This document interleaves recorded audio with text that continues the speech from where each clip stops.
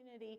Before I get started, there is one thing I need you to understand, and that is I'm not a safety professional. I have never taken a safety course in anything.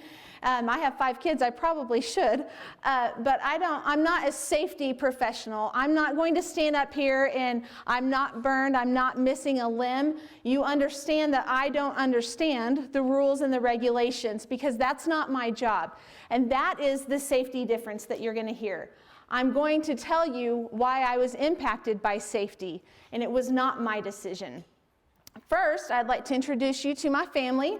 This is my handsome dad, Brad, and my mom, Bobby. They were high school sweethearts. They got married just as my dad was finishing up his senior year of high school. And after they got married, my dad went into the Air Force. They spent about 4 years in the Air Force up in Cheyenne, Wyoming. During that time, my 2 sisters were born. Brandy is up there on your right. She's in the green. And then Sarah's the cute little petite brunette in the front. I'm the baby of the family, and I came along right as my parents were moving back to what is their hometown and now my hometown, Elkhart, Kansas. It's in the very southwest corner of Kansas, if you didn't know that. We were a typical family. There was nothing extraordinary about the Livingston family. We were much like the families you have raised or the family you were raised in. We went to church on Sundays. We went to football games on Fridays. We went to volleyball games on Saturdays. Nothing stood out about the Livingston family. But all of that changed on September 20th, 1991. It was a Friday, and I remember later in the day thinking, but it was such a pretty day. How did such a pretty day end up like this? Because when you're 9 years old, you don't expect a good day to go bad. That's not what happens. And it happened that Friday. The day started out like it always did, and by that I mean my 2 sisters and I were fighting in the bathroom while we were getting ready for school. And I happened to be the one standing closest to the door when my dad did what I hope you did before you came to work today. He came to tell us goodbye. He was leaving for work and that he loved us. And I hope you did that, and I hope you will do that every day before you go to work. You go tell the people you love most, the people you are working to provide for, hey guys, I love you. And I happened to be the one standing closest to the door, and I was curling my bangs to make them look that amazing. And I took the curling iron and I kind of snapped it at him like an alligator. My dad took a step back and he said, I love you, you nut. And I love you, you nut was the last thing I heard my dad say for 2.5 months. He went to work that day. He was working as most men in our small hometown did, as he was working for the natural gas company. And he had been upgraded that day only to be a welder helper. He was working with a man by the name of Tracy. Tracy at that point had been with the company for 30 years. And Tracy was a very good family friend. He was someone that we all knew in town. He was a good man. And my dad was upgraded that day to be working with him. It's not his normal job. The first guy in line was helping someone else, and the second guy in line had been called to the hospital because his wife was having a baby. And so my dad was working with Tracy that day. They had some welding to do in a remote location up by Keys, Oklahoma, in the Oklahoma Panhandle. They finished up that welding right about 10 o'clock, which happened to be break time. There was a station just not far from them, so they pulled into that station to begin their break. And as they were on break, the company pumper came in. And he said he had 2 tanks just outside the station yard. And both of those tanks had a pinhole leak in the weld that went around the fire tube. If you don't know what a fire tube is, it's a piece of pipe that's welded onto a flange. That flange is then bolted onto the tank. That tube sticks into the tank, and there's fire in it. Literally, it heats the contents of the tank so that they can separate better. These 2 tanks were full of crude oil and drip gas. Drip gas, of course, is water found down in the natural gas formation. When you bring that gas up, sometimes that water comes with it. It has taken on the characteristics of that gas. It is essentially gasoline. And both of these tanks had a pinhole leak in the weld that went around the fire tube. And all that pumper wanted to know was, hey, Tracy, can you put that on your schedule to fix sometime? But Tracy said, you know what, we're here now. We're going to go ahead and do the job. And the pumper said, well, you know what, if you're going to do the job, let's contact your supervisor and let him know that you're going to be doing this welding. But because of a conflict between Tracy and that supervisor years earlier, Tracy had not liked him ever since. He said, no, we're not going to contact your boss. We're going to get the job done and we're going to surprise him. Several other men were in the room, as well as my dad. They all tried to convince Tracy, hey, we don't need to do this welding right now.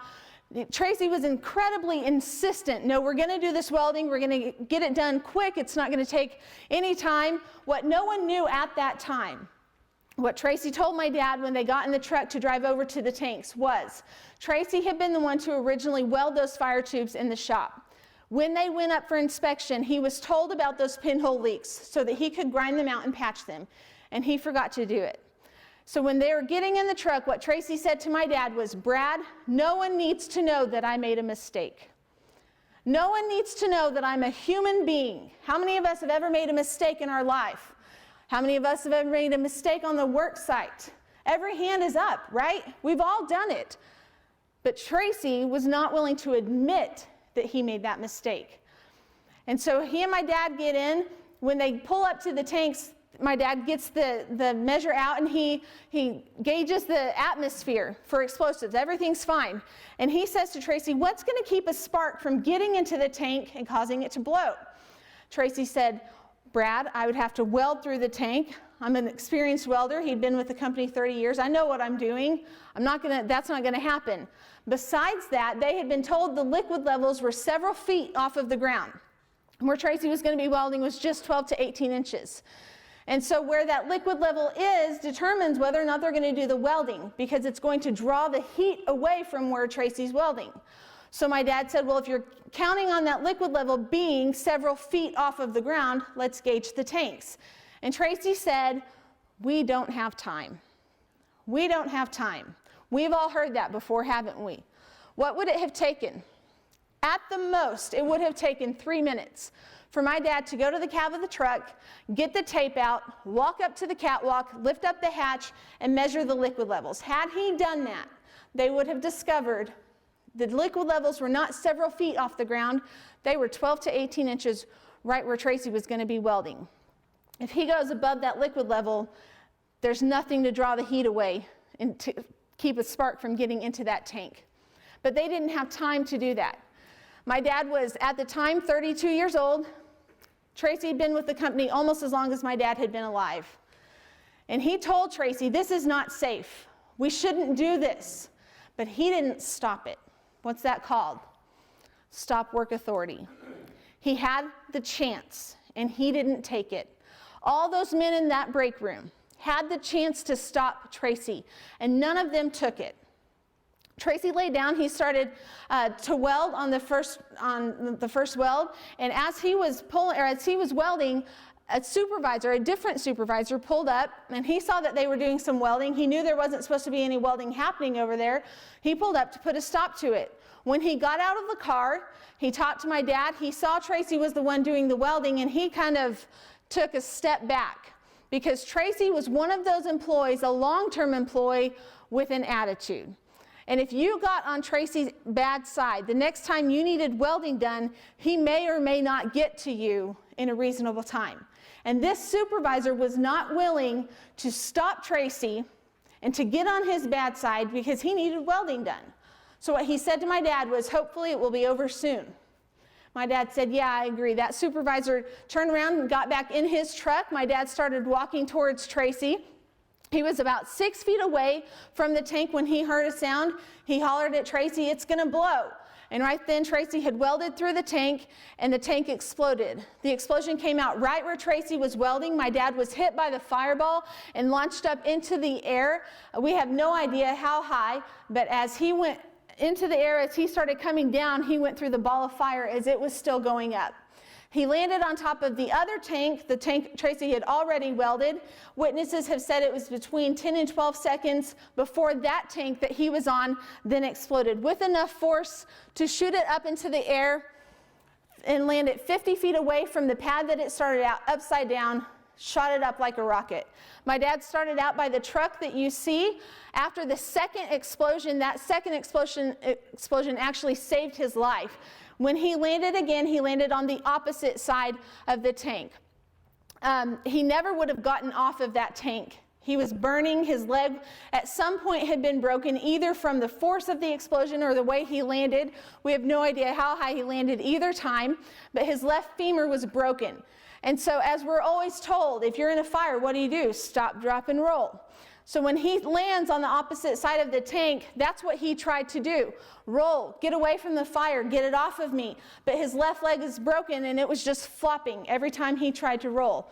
Not only that, he's on fire. Fire causes all of your energy to go away. Even with all the adrenaline, you can't get away from it fast enough. There happened to be two farmers just a couple miles away who saw and heard the explosions.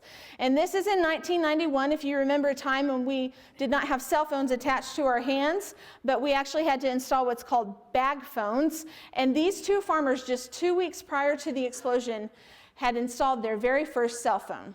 And so they saw and heard the explosion, and they were already calling 911 when they pulled up. They pulled up on the side of the explosions where my dad was, on the backside, where he never would have been found by everyone coming out of the station. They were coming from the front. They did not even know he was back there.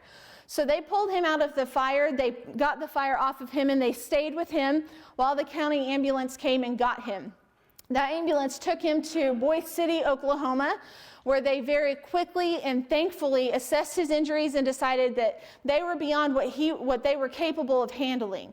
And so they had him life-flighted to the burn intensive care unit at the University Medical Center in Lubbock, Texas. And I first heard about the explosion at lunchtime.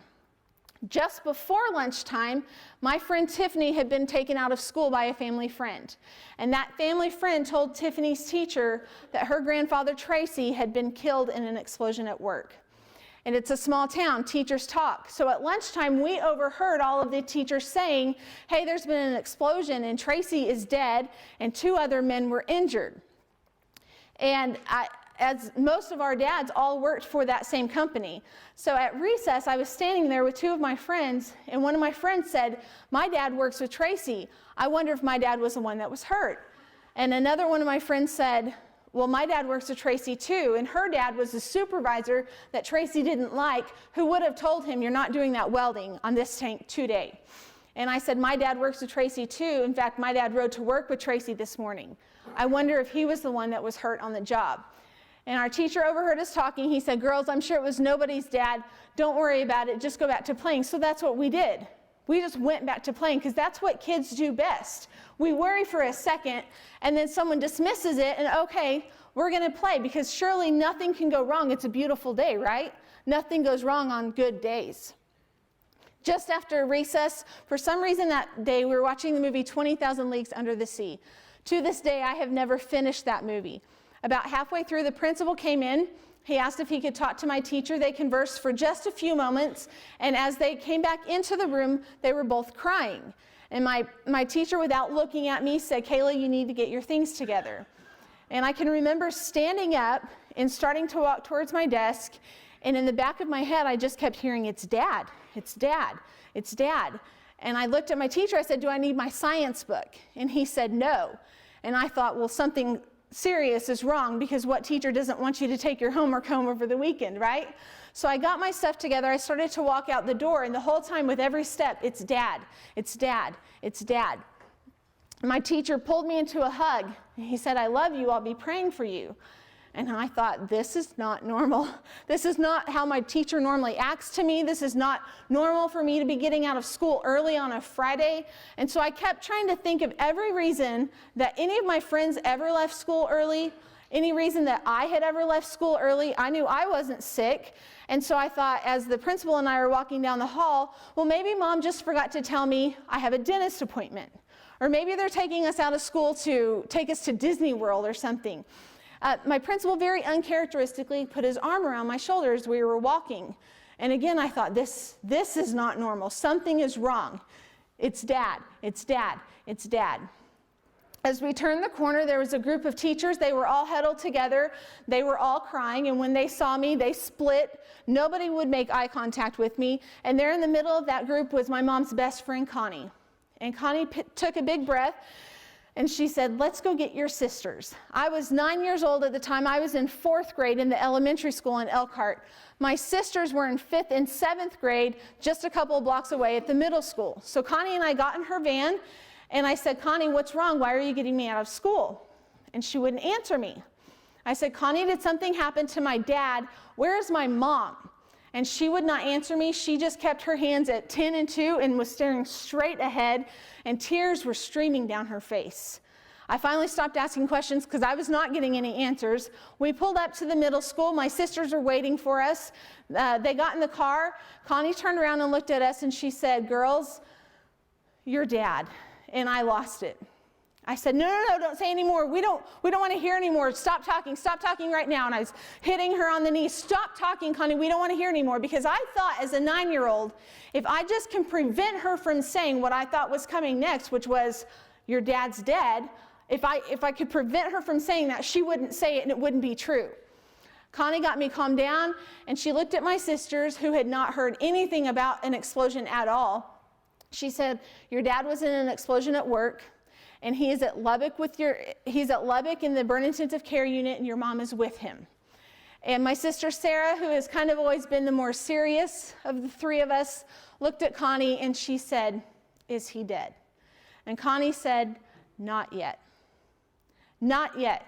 Your dad is not dead yet.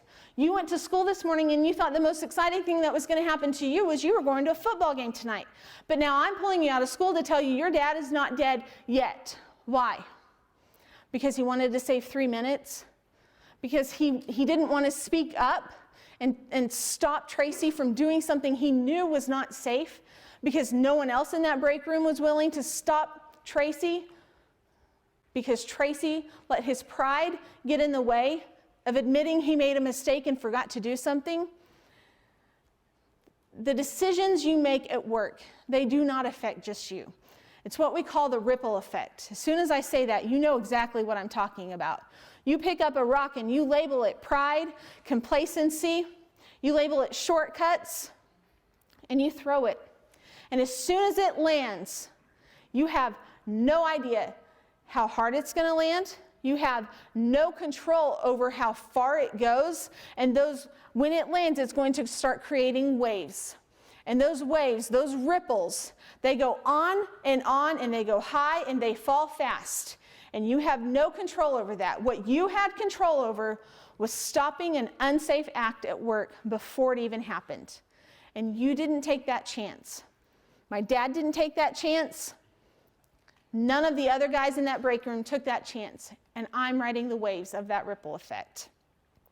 Connie took us to her house to get a few things for the weekend and to get some clothes. As we walked into the house, this is again in 1991 when you had to develop a roll of film, right? It wasn't just a crazy thing to have pictures on your phone that you didn't even have, right? So my mom had just had a roll of film developed, and it had come in the mail earlier that week. When we walked into the house, I saw those pictures in the kitchen, and I picked them up and started flipping through them, and I came across this picture. This was the only summer, or this is the summer prior to the accident. It was the only summer that our ages lined up just perfect, that all three of us were on the same softball team. And my dad was our coach. And I love this picture because clearly we're fashionistas, but also because my dad is so proud of us. And let me assure you, it's not because we were good softball players, because we were horrible. But I remember looking at that picture that day in the kitchen and thinking, he's not going to come home. I'm never going to see him again. This dad, this softball coach, I'm never going to feel that arm on my shoulder again. I walked into my room to start getting my things together, and I stood in front of my closet, and I couldn't move. My hands were just hanging down by my side. I was crying, and Brandy heard me crying. She came in, and she said, what's going on? And I said, Brandy, I don't know what clothes to wear to Dad's funeral. And so I want you to do something right now. It's a little bit cheesy, I know, but I want you to close your eyes. And I want you to picture your house. And I want you to picture the closet that your child will walk to. The closet that your spouse, your mom, your dad, your brother, your sister, what closet are they going to go to pick out clothes to wear to your funeral? Because you were not willing to stop something before it happened. You can open your eyes now. Brandy said, Connie said we're just getting clothes for the weekend. So that's what we did, because when Dad goes to the hospital, he's going to be home within a couple days, right? As a 9-year-old, as a 10-year-old, as a 12-year-old, we could not even fathom someone stays in the hospital longer than 2 or 3 nights. That didn't make sense to us. So we grabbed a couple of outfits to take to Connie's house. Connie had very kindly arranged for one of the paramedics who had been on that ambulance ride to come to the house. And he was a very good family friend. He explained a little bit more about the explosions to us. He explained that there had actually been 2 and not 1 explosions. He explained that Dad had been conscious and he was talking. He was even joking with the paramedics as they loaded him up onto the airplane to fly him down to Lubbock. He told us my mom was with my dad, that they had already taken him into surgery to start repairing that femur. They were unable to repair that. They had to replace his femur with a metal rod, which makes going through an airport super fun with him. My mom is a type 1 diabetic. We were very concerned. Is Mom going to have insulin at the hospital? And so that paramedic was very quick to assure us that, yes, they've already received several phone calls from concerned community members that Bobby is a diabetic and she needs insulin.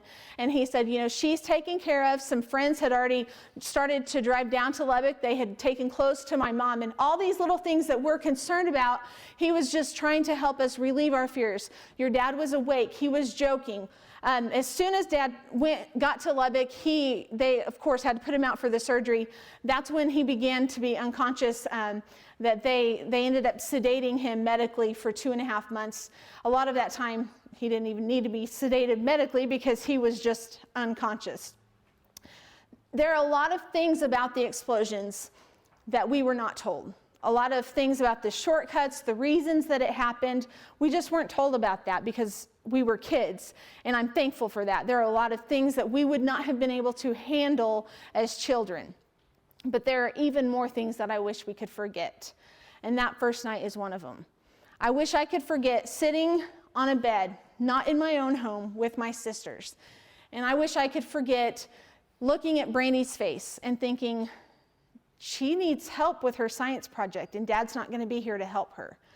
And I wish I could forget listening to Sarah's tiny voice, whiny little voice, saying over and over, I just want them to come home. I want Mom to come home. I want Dad to come home. When are they going to come home? She would fall asleep, and she would wake up what seemed like 20 minutes later. Are they home yet? I just want them to come home. When are they going to come home? Is Dad home? I just want them to, all night long. And I wish that I could forget the heavy feeling of oppressiveness that came over me. I was 9 years old, and as a result of a decision my dad made at work, a decision to not stop Tracy's unsafe decision, I suffered my first panic attack at 9 years old. That night was the longest night of my life, still to this day, and I can remember it like it happened last night. It was the scariest night of my life, because as children, we don't understand. What we knew was Dad went to work at 7 and he comes home at 4. And that's just how life works. You know, we go to the football game after that. That's what happens in life. That's what happens when the day is pretty, right? When that doesn't happen, we didn't know what to think. Why is this happening to us? We don't know the rules and regulations. We don't know why it even happened. But we're children. We aren't expected to know that. That's your job. You have to know the rules and regulations. You have to know how to stop someone from an unsafe act at work. You have to know how to protect your coworker. When you don't do that, and when you don't go home at night, your kids' lives are completely upturned. They don't understand it. The ripple effect exists. And that night, my sisters and I started riding that wave. And it went on and it went on, and we kept thinking, okay, it's going to stop. You know, at any minute, Dad's going to walk in. And he didn't. And so we're riding the waves, and 27.5 years later, I'm here to tell you, the waves never end. They keep going on and on. The next day, my mom finally felt like she had her bearings about her enough that she could call us and explain a little bit more about the accident. She told us that Dad was burned 63% of his body in 2nd and 3rd degree burns. 63% because just a couple of weeks prior to the explosions, he had bought 2 new pairs of jeans. And in order to save $4 on each pair of jeans. Instead of buying what was recommended, 100% cotton, he bought 60% cotton, 40% polyester, thinking that if at most he would ever be around a spark. And if he was ever around a spark and it got on him, he'd be able to brush it off his leg before anything bad happened. Because no one expects to go to work and be in back-to-back explosions. That doesn't ever happen. So 63% of his body, from where his briefs ended to the top of his boots, his legs are completely burned. 63% of his body, because there was not going to be any brushing or grinding for him to even do while they were doing the welding. So he left his gloves in the truck, or in the cab of the truck. Funny thing about PPE, if you don't have it on, it can't protect you. So his hands are completely burned where his shirt ended all the way down. His neck, his face, the back of his head, all of him is burned, 63% in second and third degree burns. She explained that they were not able to replace or to repair his femur, so now he had a metal rod in his leg. She explained that as the night went on, he started having trouble breathing, and so they had to put him on a ventilator to help him breathe. Then as the night went on, he started swelling because of the heat of the explosion, to the point that his body was restricting blood flow. So the doctors had to do what's called an escharotomy.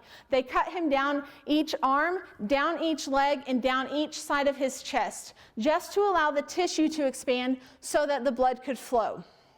As the night went on, he continued to swell to the point that they had to do another escharotomy down the opposite side of the arms, down the opposite side of the legs, and across his chest. As if the burns aren't bad enough, now he's being cut wide open.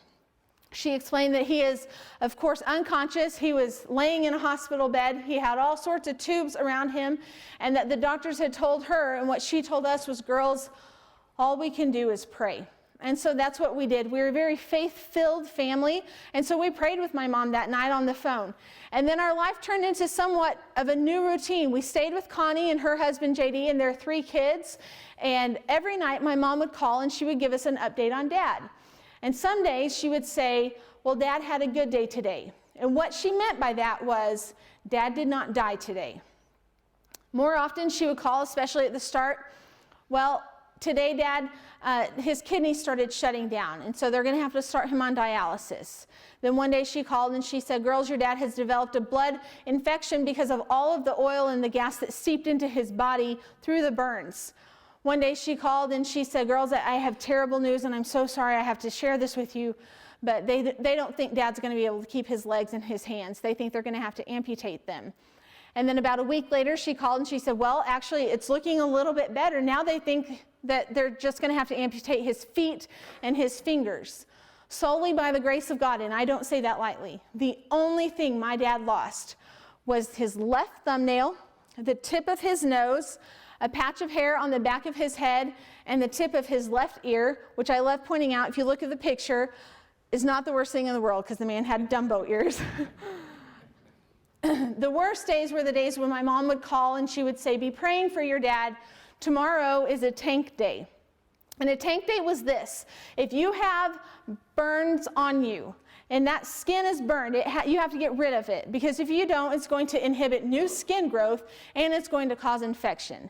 And in 1991, the most humane way they could think of to get rid of that skin was to put the patient in what they called the tank. It essentially looked like a big horse trough, and it was full of water, and they would lay the patient in that water, and then they would scrub on the burns to get rid of the dead skin.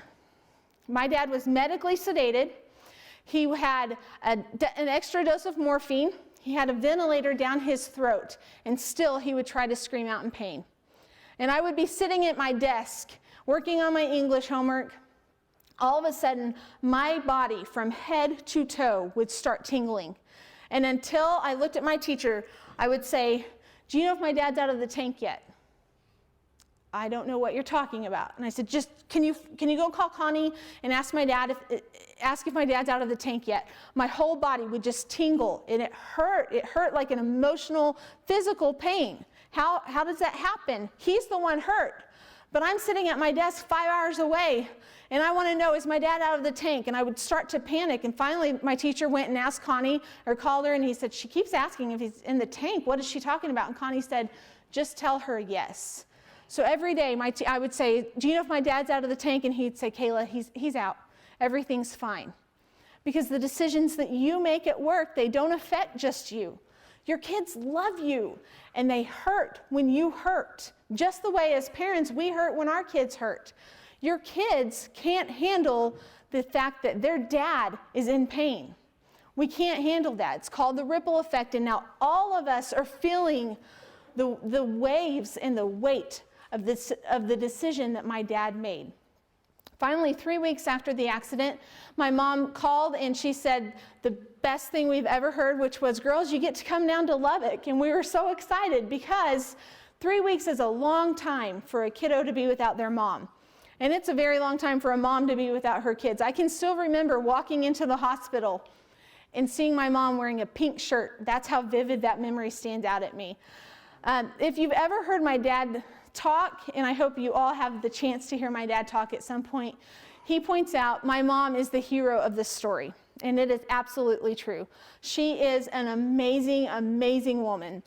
And because she is so amazing, it did not take long for the doctors in Lubbock to fall in love with her. And so when we showed up at Lubbock, the doctors came out and they all explained a little bit more about Dad and about what he was going to look like. And they took us back to see him for the first time. And of course, because he was in the burn intensive care unit, we had to wear gloves and a gown and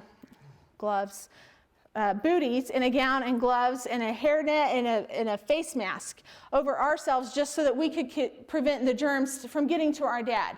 So we stood outside of his room, and they had done a very good job of explaining, you know, there's all these beeps and sounds and wires, and don't worry, it's still your dad. Okay, fine. So they opened the curtain and we started to go in. And Sarah and Brandy were on Dad's left side, and Mom and I were on his right. Sarah took 2 steps in, and then she took 2 steps out. She thought, I don't want to remember him like this. We, as children, were still not convinced he was going to live. So she said, I don't want to remember him like this, and it wasn't until the next day that she actually went into his room. But Brandy and I kept going up with our mom, and I hesitate to describe it this way, but as a 9-year-old, what I thought was, that's not Dad. That's a monster. He was still, 3 weeks after the explosion, so swollen from the heat of the explosions, you could not tell where his chin ended and his neck began. Everything was wrapped in gauze. If it wasn't wrapped in gauze, it was black or red. And most of the gauze had spots of blood coming through it. He had because if you or I ever have any kind of an injury to our hands, what's your natural reaction? You're going to clench your hand up. So of course, when his hands are burned because he wasn't wearing his gloves, he clenched his hands up. When he got to Lubbock, the doctors had to make a decision. Are we going to somehow we have to loosen his fingers. So instead of pinning his fingers like this, they thankfully decided we're going to pin his fingers like this so that eventually he was able to gain some mobility with them. So he had just had that, and he'd also had several skin grafts already on his hands, but one in particular in between his thumb and his forefinger, they were still, it had just happened. And when they did a skin graft, they would take the new piece of skin and lay it over where they needed it to go, and they would sew around it. And then they would wait for the skin to die off on the edges, and they'd go back in and cut that off. Well, it had not completely died off. And so when we got to see Dad, his hand was like this, and there was a bunch of black circle of dead skin around his hand. And my mom said, you can touch him. And I looked down at that hand, and I thought, I don't want to. I would lay in bed at night, and my arms would literally ache to hold my dad. My dad's a very affectionate man. He was always hugging on us and loving on us and kissing on us, wrestling with us and throwing a softball with us. He was just an affectionate man, like many of you good daddies are. And I would ache for his touch. I would ache for him to hold me and tell me good night. And then I had a chance to touch him, and I looked at his hand, and I thought, I am not touching that. And the guilt that I felt for that for years afterwards. It wasn't until I was later on in middle school, I finally said, you know, I'm so sorry, because as a child, still even as a middle school child, I had a savior complex. If I had just touched him, clearly he would have woken up, right? And everything would have gone back to normal. And so my dad is an amazing man, and he said, you don't have to feel sorry about that. There's no reason for you to feel sorry. You wouldn't have been able to wake me up. But I felt guilty because I didn't even want to touch my dad. And at that point, the doctors were already convinced, he's going to live. We just don't know what his quality of life is going to be. And so my mom asked her parents to come up from Amarillo, Texas, to move up to Elkhart and to stay with us girls. And so we got to go back to our house, and our life turned into another new routine. We would stay in Elkhart for a week, a weekend, and another week. And then we would do all the normal things. We would go to volleyball games, we'd do our homework, and we would just have normal life with my grandparents. Every night my mom would call and give us updates. Then every other weekend, we would make the 5-hour drive down to Lubbock, and we would get to see my dad. And eventually, the doctors got to where they just let us stay in his room all the time, and they let us ignore, as a family, visiting hours, because they knew that it was imperative to our emotional and our mental healing to start by seeing our dad. And they knew that he needed to hear our voices. And so we would do things. My mom is so cool. She would bring us board games, and we would play board games while my dad was laying there unconscious so that he would be able to hear our voices. And if you ever need to know this, if your dad's laying unconscious in a hospital bed, that's a great time to tell him that you made a D on a science test, because he can't ground you. So we would talk to him and we'd say, hey, Dad, we're here. We had a good week. We just want you to know we love you. Please wake up. And then he wouldn't. And so we would go back to playing our games. And we'd come back, hey, Dad, did you hear that I won the game? Please wake up. And he wouldn't. And so then we would go back to Elkhart, and we would come back every other week, and Dad, please wake up. Please wake up. We just want to see you. We just want to touch you. We love you so much. Please wake up. And finally, just before Thanksgiving, my mom called and she said, girls, I have great news. Your dad is awake. He's awake. He's sitting up. He is smiling at me. He's talking. He wants you to know he loves you, but it hurts too much to put the phone up to his ear. So we got to leave Elkhart, and we got to come down to Lubbock early. We got to skip a couple days of school, which we thought was cool. And walking into that hospital room to see my dad sitting up and to hear his voice, it was raspy because of the ventilators. He said, hi, girls, I love you. Oh my gosh, that was the best Christmas gift that anyone could have gotten at Thanksgiving. We were so excited to finally hear our dad, because all I had been hearing was, I love you, you nut. And that voice was starting to fade. If you're not there to tell your kids that you love them, your voice fades away. You have to do it now. You have to do it while you have the chance. Tell those kids, I love you so much, guys, and I'm coming home safe to you tonight. I will be there. And then go to work and do the things that are safe so that you can go home, so that your kids aren't the ones where your voice is starting to fade out of their minds.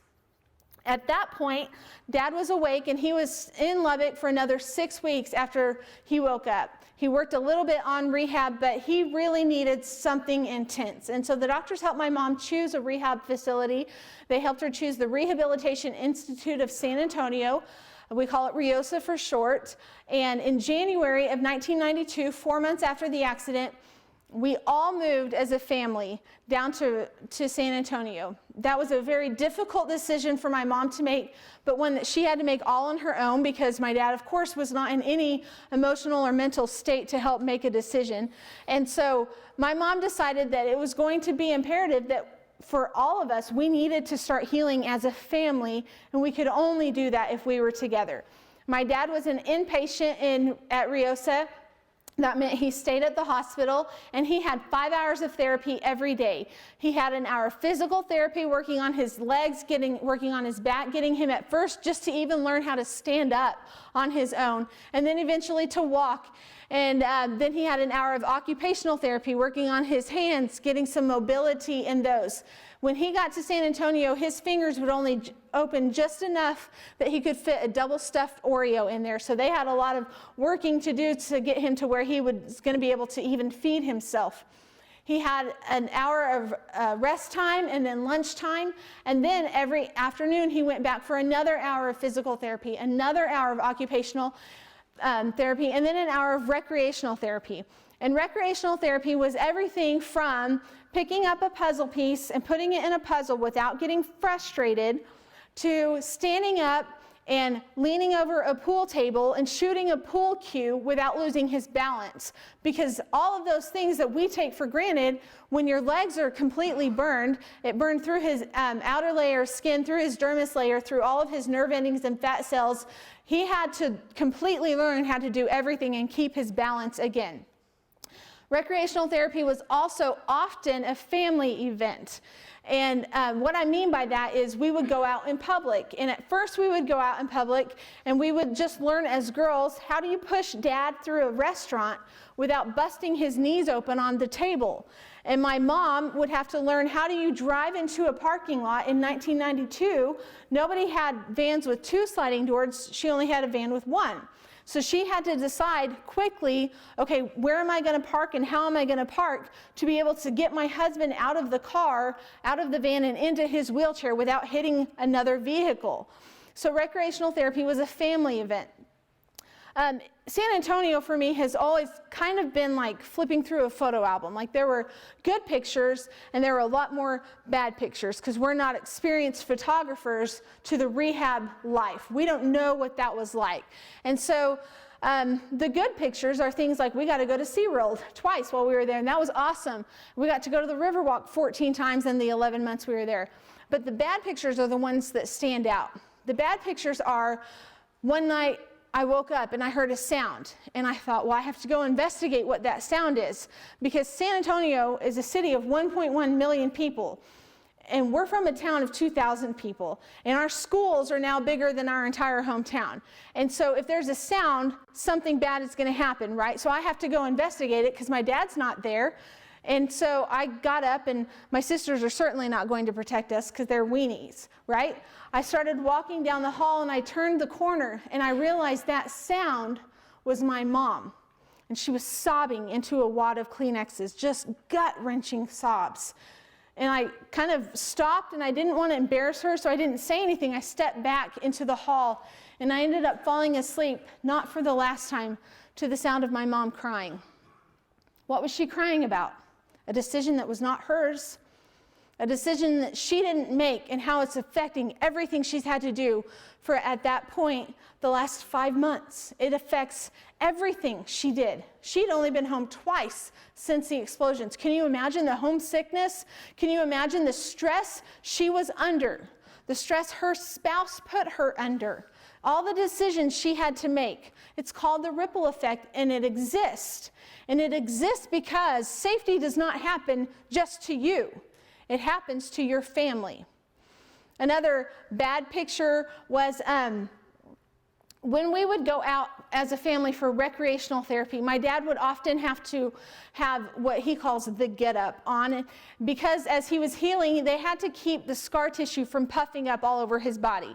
And so what they would put him in were called skin garments, and they were skin tight garments. They went from fingertips all the way to his toes, and they were just incredibly tight garments. You can see it on this picture on his arms. He's not wearing them on his hands because he's doing occupational therapy there. But not only that, he had to wear that face mask that you see. It was a hard piece of plastic, and the way we would put it on is one of us would hold it against his face, and another one would go behind his head and pull as tight as you could to Velcro it on his face. You would pull it so tight that his lips would puff out from it, and then he would put his big glasses on over that, and usually he would wear a ball cap.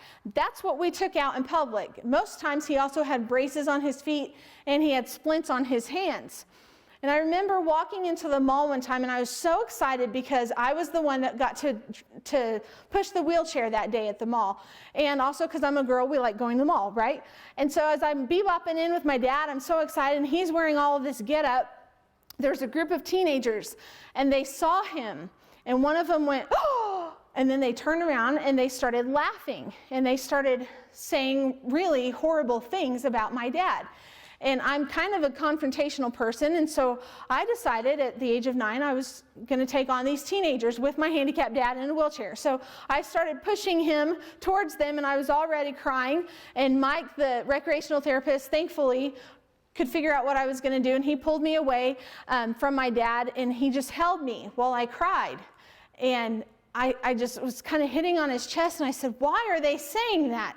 He's not a freak. He's not a monster. He's not all those things that they're saying. He's just a normal dad. Why are they making fun of him? And that's what's called the breakthrough moment, right? That was the moment that I realized, no, Kayla, he's not a normal dad. The normal softball dad, he's gone. Now you get face mask dad. Now you get dad with splints. At that point, now you get dad in a wheelchair. He did eventually learn to walk, but that moment was when I realized, I really understood for the first time, life is never going to be the same again. My dad is never going to look the same. People will never look at him the same. People will always have something horrible to say about him.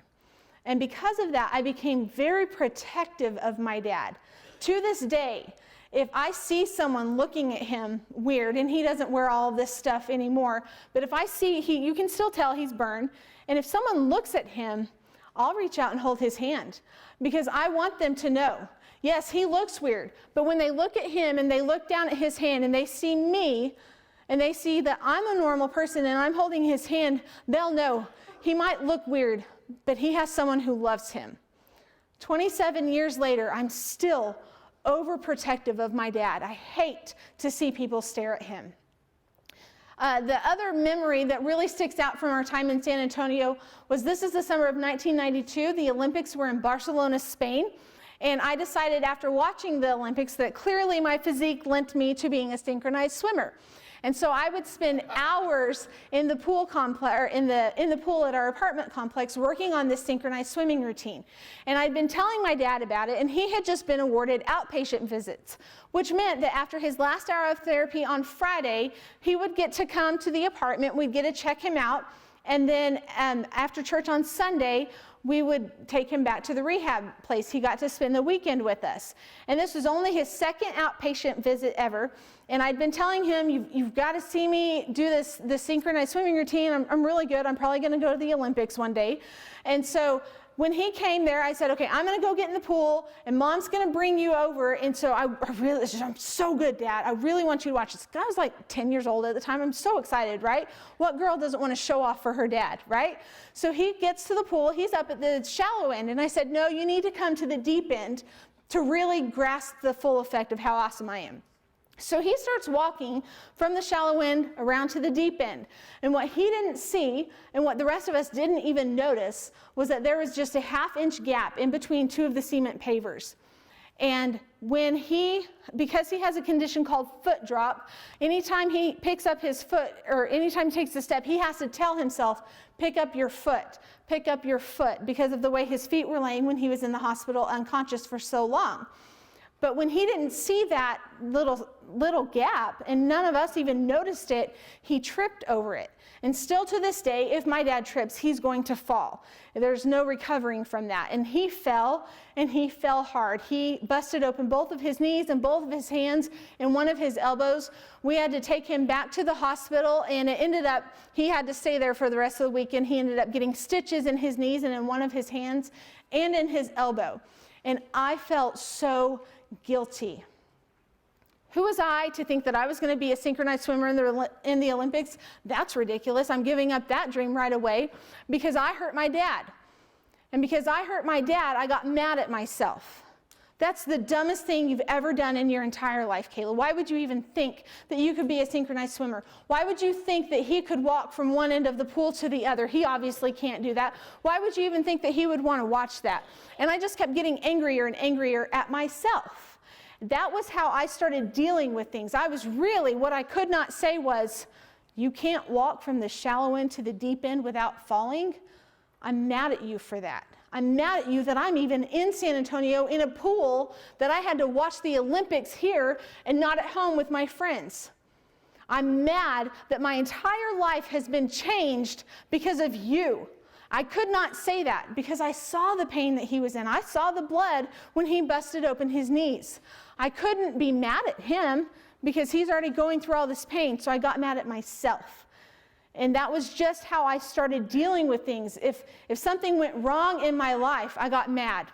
If something was said to me, I got angry and I picked fights just to try to get over the feeling that I was mad at my dad.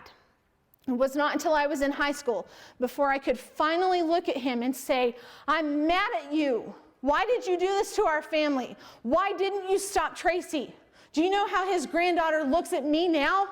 She's mad at me because you're still alive and her granddad's not. And I'm mad at you, Dad. I'm mad that I had to go from Elkhart to San Antonio. I'm mad that I had to go to different schools. I'm mad that you weren't there. Anytime there was a scary noise, I had to go investigate it. If you hear nothing else, hear this. It is impossible for a dad to protect his baby girl when he is laying unconscious in a hospital bed. You cannot do it. As we left San Antonio, I was still dealing with all of the anger, and 2 years after we got back from San Antonio, 2 years after the accident, I was in 6th grade, and it was recess. It's a small town, so everyone knows everyone. The class bully came up and started talking to me about all the ways she felt like my dad was no longer a man. Things he couldn't do anymore because of the accident, and she kept talking, and I kept getting angrier and angrier, and I finally just balled my fist up and I popped her in the nose, and she was much more experienced at fighting, so I lost that fight. But when my principal called my dad, he said, you need to come up to the school because Kayla's bleeding and you need to take care of her. Dad came up and he started getting mad at me. Why were you fighting with her? Well, because she was saying really mean things about you. Well, I don't care. And I was like, well, I do. I care about you. I care if people say mean things about you. And he said, Kayla, I don't need you to protect me. And I said, yes, you do. You need me to protect you, Dad, because I know what it's like when you weren't there to protect me. That moment was when I can remember seeing in his eyes for the first time, what did I do? What did I do to you? That you feel like, as an 11-year-old girl, that you have to protect your dad? I am the one that felt like he was no longer a man.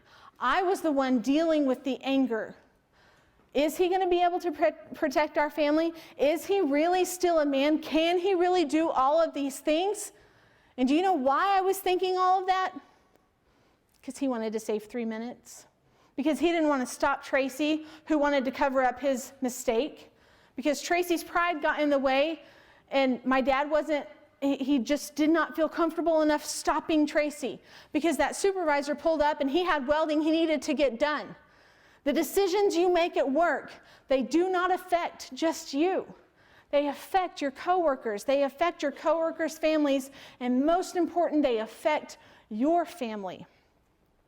It is important to me that you know, as we move on, I love my dad. He is my absolute hero. I love him to death. I have forgiven him, of course, for not stopping Tracy. That does not change the fact that a decision he made 27 years ago, it still affects me today. This is my family now. That is my handsome husband, Eric. We have 5 kids because we're crazy. My husband, Eric, is a band director at Canyon Junior High. And I think we can all agree that there's not a whole lot of danger that goes into band directing, unless you make a parent mad. But if Eric is at work and I hear an ambulance go by, I will pick up my phone and I'll text him, hey, what are you doing? When will you be home? Are you coming home for lunch? How's your day going? And until I see the ... that tells me Eric is writing me back, I am convinced that that ambulance is headed for him. I think, what hospital are they going to take him to? Who am I going to call to get my kids out of school to tell them that clearly something has happened to Dad? I've even gone so far as to think, what day is best this week for a funeral? He's a band director. It's not like he's going to be trampled by a herd of tubas. There's no danger to his job. But 27 years ago, I heard an ambulance and I didn't think anything of it. And I decided then, I will never be caught off guard by an accident. I love my dad. You see him and you see he has physical scars. When you look at me, what you don't see is I have the emotional scars. My whole family, this is us now. That's my dad, my mom, Bobby, and then Brandy and Sarah and me. This is the day we moved out of our family home that the one that we grew up in for 35 years. We were all sad and crying. That's the home I went to pick out clothes. That's the home that I brought my husband to, and before I introduced him to my dad, I said, okay, you need to know a few things about my dad. He doesn't look normal. Most of the time he doesn't even act normal, but his hands are kind of weird, so just be prepared for that. That's what I did. I always try to prepare people. Hey, my dad doesn't look normal. My dad he's not normal. He can't walk. He can't run. I'm still trying to protect my dad. I don't want people to look at him and think, wow, he's a terrible person. And I don't want you to look at him and think he's a terrible person.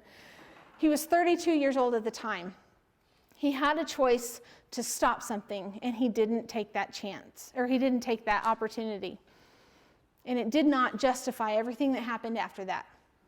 He started a ripple effect, and it still exists today. I love my dad. That does not change the fact that he is the source of one of my greatest hurts in life. He's the source of my mother's greatest hurts in life. And the same for my sisters.